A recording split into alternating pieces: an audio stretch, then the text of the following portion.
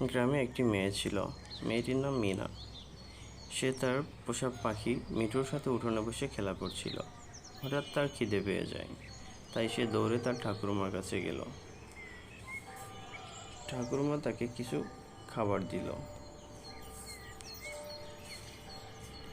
মিনা দেখতে পেল তার বাবা কোথায় যেন একটা বালতি নিয়ে চলে যাচ্ছে। তাই মিনা ও মিঠু দুজনে তার বাবার পিছু পিছু ছুটল। খানিকটা পথ ছুটতে ছুটতে মিনা তাদের গোয়াল ঘরের কাছে আসলো।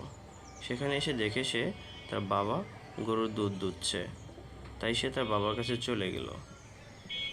মিনা গরুকে কিছু খড় খেতে দিল।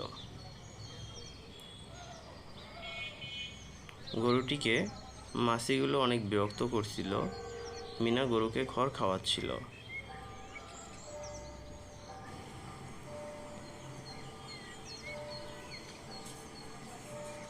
মিনা গরুটিকে খড় খাওয়াচ্ছিল।